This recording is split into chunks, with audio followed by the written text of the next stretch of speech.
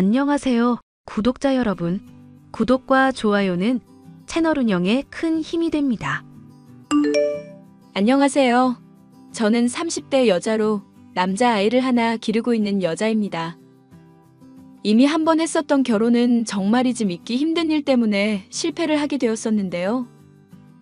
인간 말종이라는 말도 아까울 정도의 남자를 만났다가 극복하기까지의 과정에 대해서 얘기를 해보려고 합니다.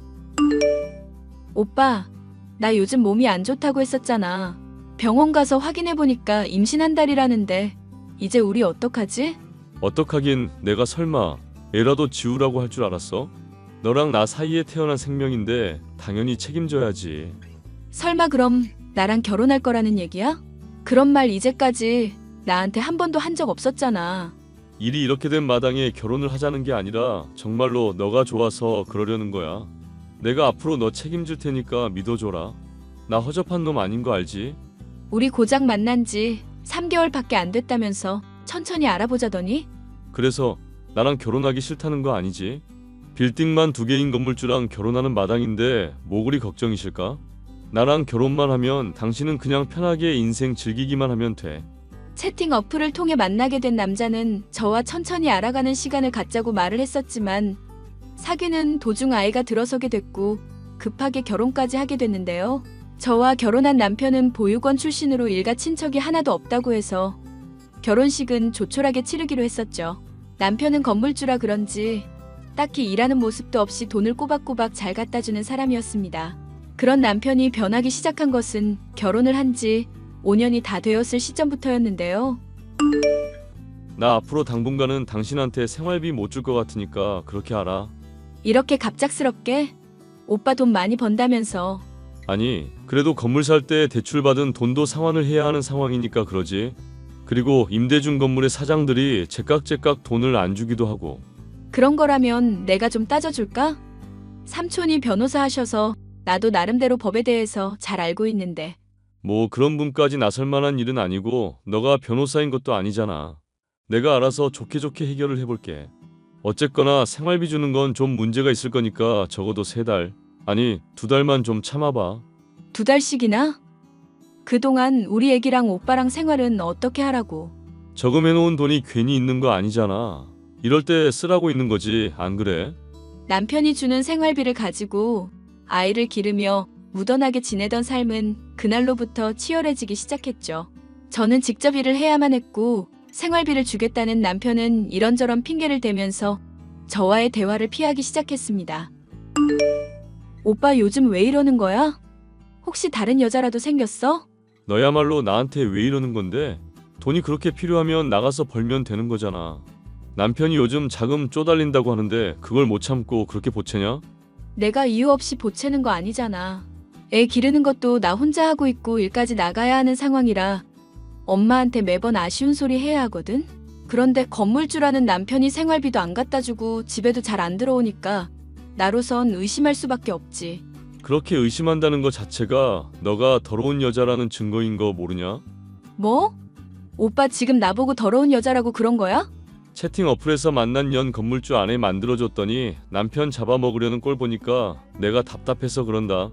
내 나름대로 고충이 있고 힘든 일이 있는데 너가 자꾸 이러면 나도 같이 못 살아. 같이 못 산다면 이혼이라도 하겠다 이거야? 우리 종우랑 나 버리겠다고? 어차피 우리 혼인신고도 안 한 상황인 거 알지? 이혼한다고 쳐도 내가 너한테 재산 떼어줄 의무도 없다 이거야. 와, 오빠 진짜 말 나쁘게 한다. 내가 재산 때문에 지금 이러는 거야? 가장으로서 최소한의 책임을 지라 이거잖아. 그러니까 나 힘들게 좀 하지 말아달라는 말이야. 자꾸 네가 이렇게 사람을 쪼아대니까 나도 미칠 노릇이다. 지금 건물에 있는 인간들이 나한테 돈을 안 주는데 대체 어쩌라는 거냐고. 그럼 번 돈으로 소송을 하든지 해서 받아내면 될 거 아니야. 삼촌이 변호사라서 이런 문제 잘 안다니까? 아, 그게 그렇게 말처럼 쉬운 일이 아니라니까 그러네. 하여튼 내가 내 일 알아서 할 테니까 너는 신경 끄고 네 일이나 잘해. 나는 충분히 잘하고 있거든. 오빠가 생활비 안 갖다 준 덕분에 식당 일하면서 애 잘 키우고 있으니까 걱정 마셔. 남편은 이런 저의 압박이 힘들다면서 한숨을 쉬는 날이 점점 늘어갔는데요. 변호사 인맥도 있겠다. 남편이 잘못한 것도 없는데 왜 이렇게까지 해야 하나 저로서는 이해할 수가 없는 일투성이었죠. 결국 이런 갈등이 잦아지던 중 남편은 어느 날인가부터 종적을 감추어 버렸습니다. 엄마, 나 어떡하면 좋아? 그이가 연락도 안 되고 갑자기 사라져 버렸어. 경찰에 신고도 했는데 이름도 신분도 죄다 달라서 찾을 수가 없다는데 이게 무슨 말인지도 모르겠고. 설마 김서방 사기꾼이었던 거 아니냐? 어쩐지 결혼식 때 아무도 안 찾아오고 친구 없다고 할 때부터 내가 알아봤다. 그럼 설마 건물주라는 것도 다 거짓부렁이었던 거야? 아니, 나 분명 그이가 건물에 들어가면서 임차인들한테 인사하고 서로 아는 사이인 거 봤었는데? 아는 척이야 뭐. 떡만 돌려도 할 수 있는 거고. 명확하게 김서방의 건물이다 아니다. 그렇게 드러난 일이 없잖니. 하여튼 이 일 아빠 곧 알게 될 텐데 큰일이다 큰일. 지금 아빠가 알게 된다 아니다가 중요해? 나 머리가 터질 것 같고 온갖 상상이 다 들어서 미칠 것 같은데? 나도 답답해서 그러지 이거사. 하여튼 간에 나도 백방으로 알아볼 테니까 너 일단 친정으로 오기나 해라. 대충 너랑 김서방이랑 부부 싸움했다고 둘러대고 몇 주 정도는 네 아빠 모르게 해볼 테니까. 애는 나한테 맡겨두고 김서방 어디 갔는지 뭐 하는 인간인지 꼭 알아내라. 알겠니? 남편이 갑자기 사라지게 되자 물어볼 사람도 없고 경찰도 모른다고 하니 막막하기만 하던 상황이었죠. 정신이 없던 상황이었지만 엄마의 말처럼 남편을 찾아내는 것만이 제가 할 수 있는 유일한 행동이라는 생각에 백방으로 수소문을 하고 다녔습니다. 그렇게 몇 주가량을 미친 사람처럼 남편이 소유로 두고 있던 건물이며 부동산 업자며 여기저기를 쏘다니다 보니 어떤 여자로부터 연락을 받을 수가 있었는데요. 야, 이 미친 여자야. 어디 만날 사람이 없어서 유부남을 만나? 너 내가 가만히 안 둘 거야. 상간녀로 고소할 거라고.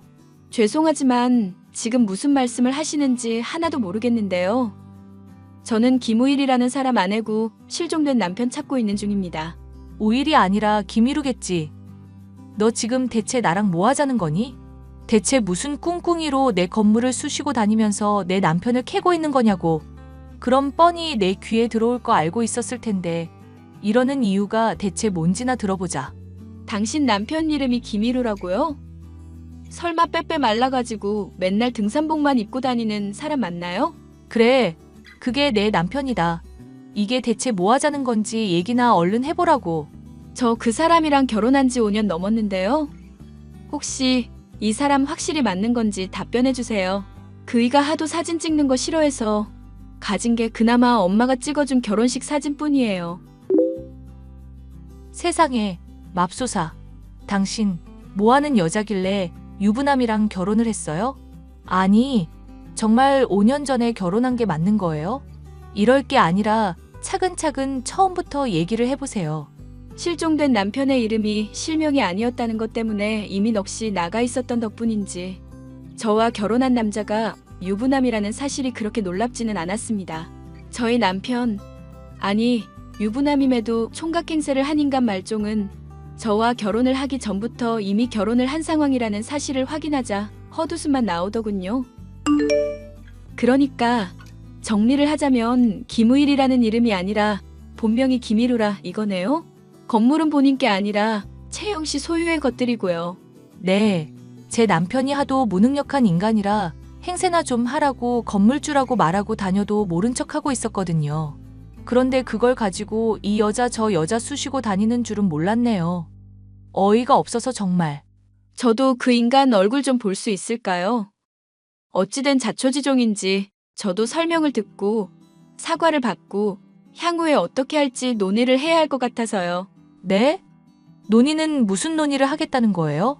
저는 지금 사기 당해서 결혼까지 한 상황이고 그 인간 애까지 키우고 있는 마당이에요. 보상과 관련해서 당연히 논의를 해야 하는 상황이겠죠? 와, 이 여자 이제 보니까 참 무서운 여자네. 듣자 하니 결혼식은 했어도 혼인신고는 안 했었다며? 그럼 실제 부부도 아니고 아무것도 아닌 거잖아. 그런데 보상은 무슨 보상이야?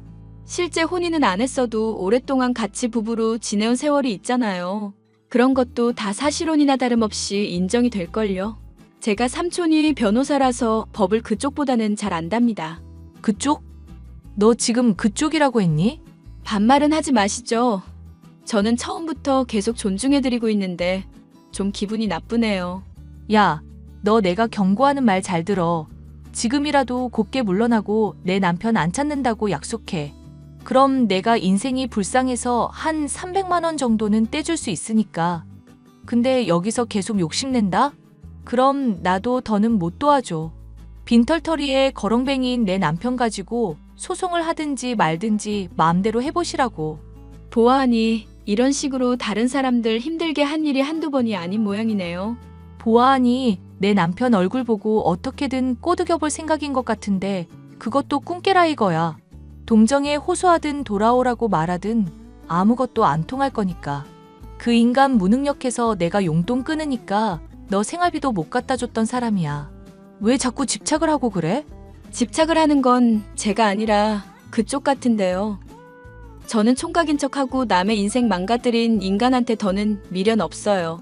그냥 사과를 받고 싶은 것뿐이고 정당한 보상을 달라고 말하는 것뿐이거든요. 감당 가능하겠니?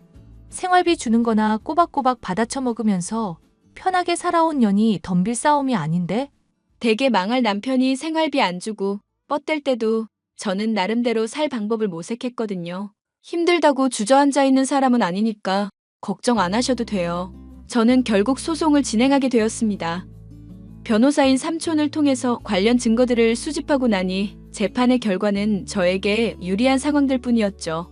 일이 이쯤 되자 한때나마 제가 남편이라 생각했던 인간이 그제서야 연락을 취해오더군요. 야, 너 대체 무슨 생각으로 이러는 건데? 정말 이런다고 너가 소송해서 떼돈이라도 만질 수 있을 것 같아?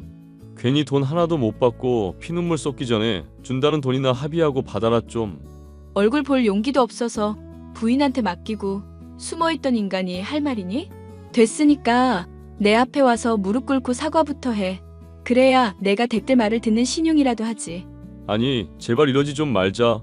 나도 물론 잘못한 거는 인정을 해. 그런데 이렇게 한몫 잡으려고 하는 건 아니지. 나는 너가 최소한의 양심은 있다고 생각했었는데 그게 아니었나 보네. 종우 아빠로서 생활비 꼬박꼬박 주면서 성실히 산다고 생각했었던 것도 그냥 부인한테 받는 용돈의 일부분일 뿐이었고. 대체 넌 뭐하는 인간이고 무슨 생각으로 살아가는지도 모르겠다. 같이 좋아서 즐겨놓고 이제 와서 내 탓하는 거야? 솔직히 너 내 덕분에 인생 편하게 살았잖아. 너랑 같이 산 5년이라는 세월 동안 집안일이며 애 돌보는 거 다 나 혼자 했어. 말 좀 험하게 해서 서운해도 내가 돈 못 번다는 이유로 참아야 했고. 그래놓고 지금 잘했다고 이러는 거야? 그래서 지금 미안하다고 하잖아. 알겠으니까 이제 제발 좀 그만하자. 부인이 이 문제 해결 못하면 나 쫓아낼 거라는데 제발 사정 좀 딱하게 여겨줘. 아빠 없이 잘할 종우 생각해서라도 나는 여기서 못 그만두겠는데? 그리고 지금 내가 그만두지 못하는 건 종우나 당신 때문만이 아니야. 같은 여자로서 받은 고통 나 몰라라 하고 아나무인격으로 굴던 그 여자 때문이지. 둘이 싸잡아서 죄 지은 값 받는 거니까 그런 줄이나 알아. 야, 내가 이렇게 빌고 있는데 그만 좀 해라. 얼굴 보고 무릎 꿇으면 그때야 그만할래? 아니, 꼴도 보기 싫으니까 찾아올 생각하지도 마. 찾아오면 경찰에 신고할 거니까. 내 아내가 지금 이 문제로 쓰러진 상황인데도 그런 말이 나와? 병원 간 사진 보내주면 믿을래? 나보고 감당 가능하겠냐고 그러더니 본인이 오히려 더 약했네. 야, 너 진짜 나한테 이러면 안 돼. 제게 소송을 그만두라면서 종용하는 인간 말종의 모습을 보니 처음 남편이라 믿었던 인간이 실종되었을 때보다 더욱 큰 상실감을 느낄 수밖에 없었는데요. 이제는 제 마음에 남은 일말의 인정이나 동정심을 버려야겠다는 생각을 확실하게 품게 됐죠. 저는 삼촌과 함께 모은 증거들을 취합해 소송을 하게 되었고 마침내 승소를 할 수 있었습니다. 소중한 아들 종우의 양육비는 물론 오랫동안 절 기만해온 세월에 대한 보상 역시도 충분히 받을 수가 있었죠. 예, 종우는 내가 돌봐줄 테니까 오늘 선자리 꼭 나가거라.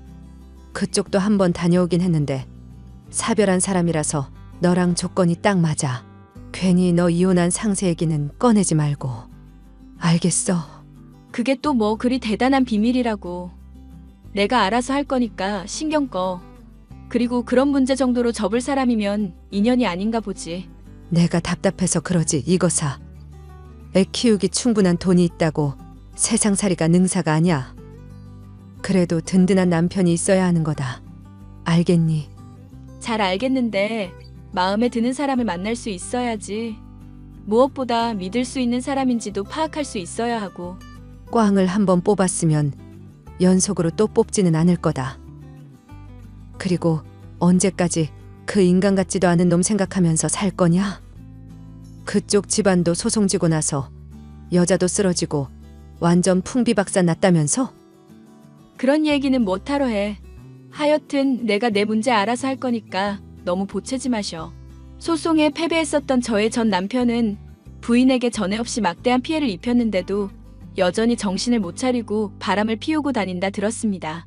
저 같은 피해자를 무시하며 이쁘지도 않은 인간을 감싸던 여자는 막대한 재산을 잃고 현재 전 남편과 함께 월세살이를 하는 신세가 됐다는 얘기 또한 전 남편의 부인을 통해 들을 수 있었는데요.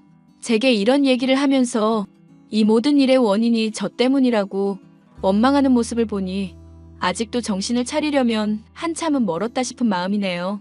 손절해야 할 인간을 손절하지 못하고 곁에 두고 계속 고통받는 걸 보니 어찌 보면 그런 무능하고 인간 말종인 인간과 결별하게 된 지금이 행복한 건 아닐까 싶어요. 앞으로 아이를 홀로 계속 키우게 될지 다른 누군가와 결합을 하게 될지 모르겠지만 부디 전 남편과 같은 인간 말종만은 만나지 않기를 바라는 마음입니다. 사연 마지막까지 함께 해주셔서 감사합니다.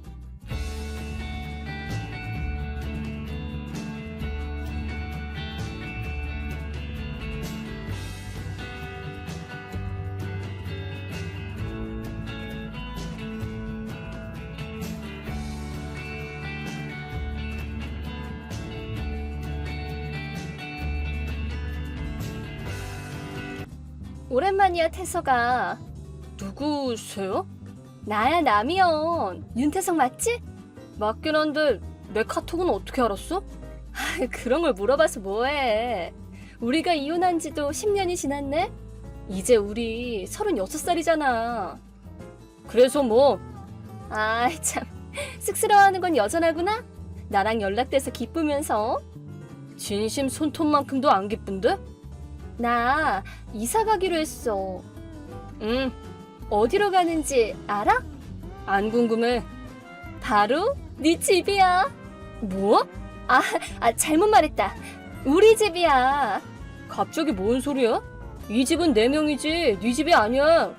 아니, 그게 아니고 네 집은 내 집이기도 하잖아. 뭐라는 거야? 정말 시침이 좀 그만 떼. 말 좀 똑바로 해. 너 되게 큰 단독주택 지었더라? 뭐 그랬지. 가족끼리 살 집이니까 좀 크게 지었어. 심지어 비싼 동네에다가 지었지? 나랑 헤어지고 나서 정말 열심히 살았구나. 그래서 뭐? 내 짐들 오늘 도착할 예정이야. 뭔 짐? 조금 많기는 하지만 잘 들여놔줘. 그리고 나도 밤중에는 도착할 거야. 네가 좋아하는 하늘색 속옷이랑 잠옷도 준비해놨어. 오늘 밤에는 네가 하고 싶은 대로 다 해도 돼. 토 나오네. 어? 뭐라고? 내가 너무 보고 싶어서 토 나올 지경이라는 거지? 나도 당연히 기뻐. 우리 오늘부터 다시 잘해보자. 토 쏠린다고. 그니까 좋다는 뜻이지? 그래, 오늘 한번 토 쏠릴 정도로 해보자. 네 생각만 해도 구역질 난다고. 멋대로 망상 좀 하지 마. 써있는 그대로 좀 해석해. 뭐야, 그럼? 무슨 뜻인데? 토 나온다고. 너 역겹다는 소리잖아. 네가 스스로 생각해봐도 토 안 나오냐? 거짓말이지? 내가 역겨워? 왜? 이해가 안 가네? 나는 그냥 너한테 맞춰주려고 이렇게 했을 뿐인 건데. 뭐? 이 집을 지은 게 너랑 대체 무슨 상관인데? 여긴 내 집이지 네 집이 아니잖아. 이혼한 지 10년이나 지났는데 왜 너를 위한 집이라고 생각을 한 건지 이해도 안 가고 그냥 역겹기만 하다니까? 뭐야? 아니, 나를 위해서 지어준 집 아니었어? 뭐래? 난 분명 그렇게 들었다고. 전혀 아닌데? 대체 누가 그딴 소리를 했는데? 준서 씨가. 준서? 회사 동기? 그래. 아니 잠깐만, 너 나랑 이혼했을 때 전 남편이랑 같은 회사에 있는 게 싫다고 퇴사했었잖아. 게다가 박준서 싫어하지 않았냐? 니들이 아직까지도 연락을 주고받는지도 몰랐네. 딱히 연락 주고받는 건 아니야. 나 얼마 전까지 호프집에서 일하고 있었는데 그 가게에 우연히 준서 씨가 손님으로 왔거든? 근데 그 사람은 끝까지 내가 누군지 모르는 눈치던데 같이 있던 후배로 보이는 사람한테 말하더라? 태석이가 미연이를 위해서 열심히 일해서 승진도 하고 얼마 전에 엄청 큰 집도 지었다고. 자기 아내를 끔찍하게 여기는 것 같다고. 너도 보고 배워 라는 식으로 말했다고. 뭐? 그래서 아는 사람한테 물어봤더니 네가 비싼 동네에 큰 집을 지었다는 사실을 알려주길래 내가 진짜 얼마나 기뻤는데. 근데 왜 그러는 거야? 토 나온다니 말이 심하잖아. 우리 좀 솔직해지자. 준서한테 직접 물어봐야겠어. 30분 후. 준서한테 물어봤는데 내 말이 맞지? 뭐 후배한테 내 집 얘기를 한 건 사실인데, 그치? 근데 가장 중요한 부분을 잘못 들었더라. 어느 부분? 네가 미연이라고 들은 부분은 미영이야. 미영? 그래, 그건 네 이름이 아니었다고. 그게 무슨 소리야? 그리고 준서는 네 이름 함부로 부르는 애 아니잖아. 하다못해 미연 씨라고 하거나 성까지 붙여서 불렀지. 뭐 그랬지.